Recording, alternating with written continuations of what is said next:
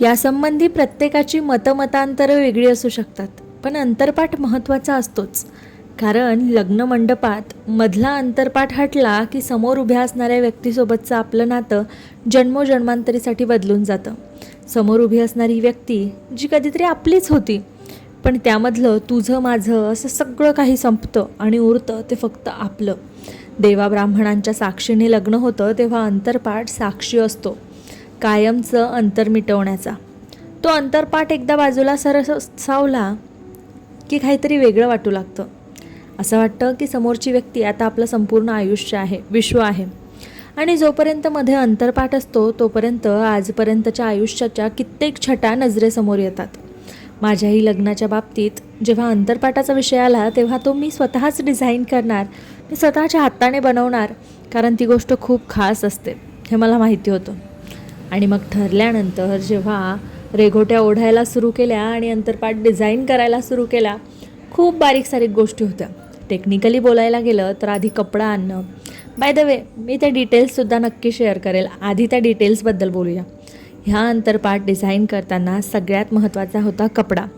हा सॅटिनचा कपडा होता आणि यावर वापरले गेलेले कलर हे ॲक्रेलिक कलर्स होते. इथे माझ्याच्याने चूक झाली. मी फेविक्रिल कलर जर वापरले असते कदाचित तर ते मागच्या बाजूने उमटले नसते किंवा कपडा दुसरा असता तर. पण मला याबद्दल फारशी कल्पना नव्हती आणि अगदी घाईत हे सगळं झालं. म्हणून माझ्या अंतरपाठाचा रंग हा मागच्या बाजूने उमटला आणि त्यामुळे मागच्या बाजूने सुद्धा ड्रॉ केलेली डिझाईन मात्र वाया गेली आणि अंतरपाठ एका बाजूने खूप सुंदर झाला होता. तो तर तुम्हाला रिझल्ट पाहून कळेलच, पण दुसऱ्या बाजूने मला त्यावर काही साकारता आलं नाही. यामध्ये एक ऑप्शन असू शकतं की आपण सेम 2 अंतरपाठ बनवायचे आणि मग ते एकाला एक जोडून घ्यायचे. आणि साईडला जी सदा सौभाग्यवतीची लेस होती ती मी परचेस केली होती. आणि हा सॅटिनचा कपडा आणि हे कलर्स आधी पेन्सिलने व्यवस्थितपणे आखून घेतलं, कारण कपड्यावर आणि कागदावर ड्रॉ करण्यात खूप जास्त फरक असतो. पण त्यामध्ये काही डिटेल्स ॲड करायच्या होत्या, जसं की स्वस्तिकचं चिन्ह असावं ही माझी पर्सनली इच्छा होती, म्हणून मधोमध स्वस्तिक असणार होता. पूर्वी जेव्हा अंतरपाठ डिझाईन वगैरे असा कॉन्सेप्ट नव्हता तेव्हासुद्धा ब्राह्मण त्यामध्ये स्वस्तिक काढतात हे मला माहिती होतं, म्हणून हा कॉन्सेप्ट. नंतर ही लग्नाची डेट होती आमच्या आणि वरती शुभविवाह लिहिलेलं होतं आणि त्यांचं नाव आणि एका साईडने माझं नाव. पण गणपती बाप्पा राहिला तो मी मागच्या बाजूने ड्रॉ करणार होते, मागच्या बाजूने थोडा मॉडर्न आणि आमच्या नावाचे इनिशियल्स घेणार होते, पण ते जमलं नाही. म्हणून बाप्पा इथेच ड्रॉ करायचं ठरलं आणि खाली दोन्ही नावांच्या स्वस्तिकच्या खाली मी बाप्पाला ड्रॉ केलं. जसा जसा अंतरपाठ डिझाईन होत होता वेळ तर भरपूर जात होता, पण एक सॅटिस्फॅक्शन येत होतं की काहीतरी घडतं आहे. आणि सगळ्यात महत्त्वाची गोष्ट म्हणजे माझ्या डोक्यात आधीच ही कल्पना फिक्स होती की कारण अंतरपाठ त्या 15-20 मिनिटांसाठी किंवा 5-10 मिनिटांसाठी जेव्हाही टाईम आपली मंगलाष्टकं सुरू असतात तो समोर असणार, तर तेव्हा आपल्या मनात काय भावना येतात आणि त्या कपड्यासोबतच्या त्या नेहमीसाठी कायमच्या कोरल्या जातात मनात. तर तो कपडा तर ऑब्व्हियसली डिझाईन चांगलाच केलेला असावा, समोरची व्यक्ती पाहतील किंवा फोटोज क्लिक होतील किंवा त्यामध्ये शूट चांगलं येईल ही गोष्ट नंतरची, पण त्या अगोदर त्या गोष्टीसोबतच्या आपल्या भावना किती महत्त्वाच्या असतात हे माझ्यासाठी खूप जास्त इम्पॉर्टंट होतं. नंतर हा छोटूसा बाप्पासुद्धा इथे ड्रॉ झाला.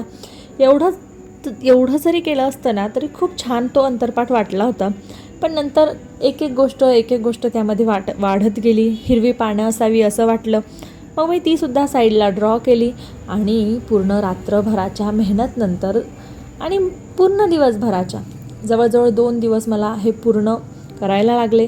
त्याच्या अगोदरसुद्धा कपडा सिलेक्ट करणं किंवा लेस अटॅच करणं ह्या सगळ्या गोष्टींमध्ये वेळ गेला. हे इथपर्यंत काम झालं होतं, पण काहीतरी राहिलं असं वाटत होतं, सॅटिस्फॅक्शन येत नव्हतं. आता हा अंतरपाठ पुरेसा वाटूनही काहीतरी अपूर्ण वाटत होतं. राहिलेलं काम दुसऱ्या दिवशी करायचं ठरलं आणि मी खाली एक सुंदर अशी फ्लॉवर बॉर्डर आखली आणि त्याने या अंतरपाठचा लूक एकदम एन्हान्स झाला. मला कल्पनेपेक्षा जास्त खास वाटत होता. आधीची डिझाईन्स मी गुगलवरून पानांच्या डिझाईन्स घे किंवा फॉन्ट बघू दे असं केलं तर खूप वेळ गेला आणि ही पानं फुलं खालची मी माझ्या मनाने जशी येतील तशी वेडीवाकडी आखली. ते मला खूप जास्त आवडलं. त्यानंतर मी त्यावर मिरर्स चिपकवले, कारण मला वाटलं उन्हामध्ये जेव्हा आपण याचा शूट करू तेव्हा खूप जास्त चमचम दिसेल आणि खूप भारी वाटेल. आणि ते तसंच झालंही. हे मिरर्स त्याला एक एलिगंट लुक देत होते आणि इट वॉज अमेझिंग एक्सपिरियन्स. स्वतःच्या हाताने काहीतरी आपण बनवतो आहे स्वतःच्या लग्नासाठी. आणि येस, ऑब्व्हियसली काही लोकांनी खूप हेल्प केली आहे, तर त्यांचं क्रेडिट बिलकुल द्यायला पाहिजे. तर माझ्या मावशीची मुलगी गौरा, तिनेही ड्रॉ करण्यात माझी खूप हेल्प केली. कलरने जेव्हा ब्रश दुसऱ्या साईडने कलर सुमटायला लागले, सगळा मूड ऑफ झाला, तेव्हा तिने समजावलं की आपल्याला वन साइडेड फोकस करायचं आहे. जरी अंतरपाठ दोन्ही बाजूने ड्रॉ होत नसला तरी एका बाजूने कुठलीच कमतरता नसावी. आणि नंतर ती माझ्यासोबत स्ट्रोक्सवर स्ट्रोक्स करत होती. पूर्ण वेळ ती जागली. So special thanks to Gaura. नंतर वहिनींनी जी लेस अटॅच करण्यामध्ये हेल्प केली, आईने जी डिझाईन सिलेक्ट करण्यात हेल्प केली आणि भावाने जी येऊन क्रिटिसाईज करण्यात हेल्प केली. सगळ्यांचे आभार. आणि हा फायनल लुक मला खरंच खूप जास्त आवडत होता. आज जवळजवळ लग्नाला 1 महिना झाला आहे जेव्हा मी हा व्हिडिओ एडिट करत आहे, पण ती फिलिंग अजूनही ताजीतवानी आहे मनामध्ये की किती सुंदर काहीतरी घडून आलं होतं हातातून. आणि तो खूप सॉफ्ट कपडा, त्यामध्ये हे सगळे कलर्स, आमच्या दोघांचं नाव, ती डेट, आणि आता हा कपडा माझ्यासोबत कायम राहणार आहे आयुष्यभर. ही सर्वात सुंदर गोष्ट. लास्टला मी याला गोल्डन बॉर्डर अटॅच केली, जी मी कलरनेच टाकली आणि त्याच्यामुळे अजून जास्त सुंदर वाटायला लागलं होतं हे सगळं. व्हिडिओ कॉलवर त्यांचा रिस्पॉन्स देखील घेण्यात आला. त्यांनाही अंतरपाठ खूप आवडला. इथे मी चौकावर अनुस्वार द्यायचं विसरले होते, तो त्यांनी आठवणीत करून दिला. तर थँक्यू तुम्हालाही अहो. आणि हा होता अंतरपाठ. आता मी तर खूप भरभरून प्रशंसा केली आहे. तुम्हाला कसा वाटला ते सुद्धा मला कमेंट करून नक्की सांगा. डिझाईन्स कसं होतं, यामध्ये काय बेटर करता येऊ शकत होतं ते सुद्धा सांगा.